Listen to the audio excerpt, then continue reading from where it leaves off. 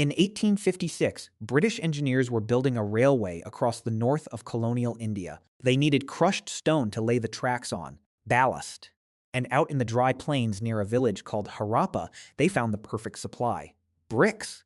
Millions and millions of hard kiln-fired bricks, all almost exactly the same size, scattered through the earth and packed into ancient mounds. The engineers were delighted. They dug the bricks up by the cartload and ground them down and laid nearly 100 miles of railway track on top of them. They had no idea what they were doing. They did not know those bricks were 5,000 years old. They did not know they were tearing apart the cities of a civilization that the entire human race had completely forgotten existed. A civilization that, at its peak, was larger than ancient Egypt and ancient Mesopotamia combined. They were paving a railway with a lost world. It would take another 70 years before anyone understood what had been there. And almost a century after that, with everything modern archaeology can do, we still cannot answer the most basic questions about it. Who ruled it? What language it spoke? What it called itself?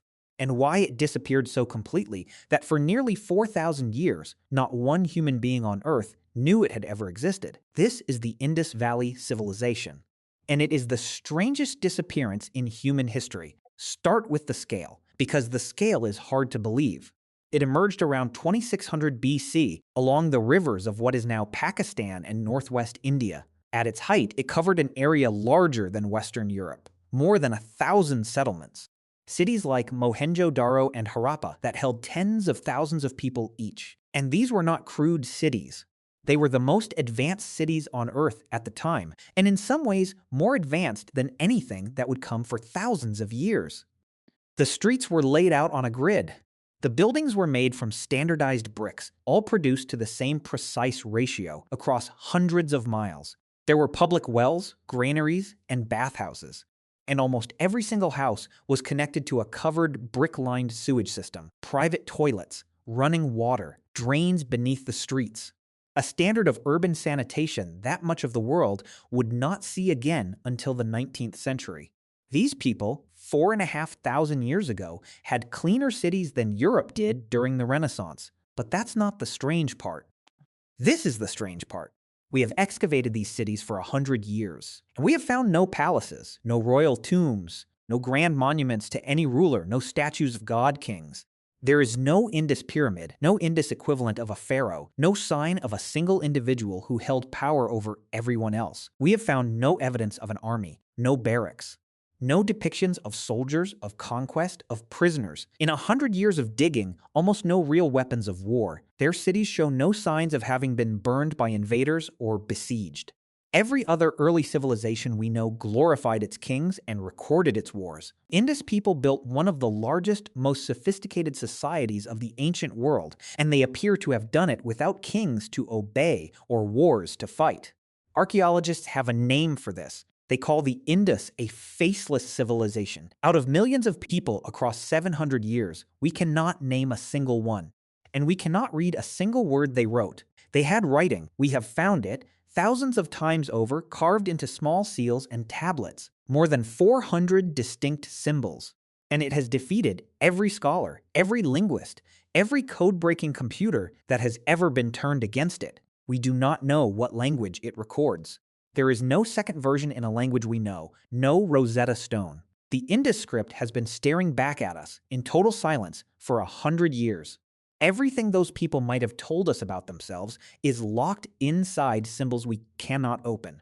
So we have a vast, advanced, peaceful civilization with no rulers we can identify, writing we cannot read, and not one named human being inside it. And then around 1900 BC, it began to disappear.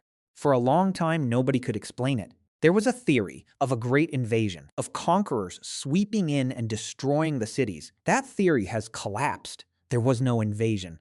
There was no massacre. The cities were not burned. What modern climate science has now found is quieter, and in a way, sadder. The civilization depended completely on its rivers and on the rhythm of the monsoon, and the climate turned against them.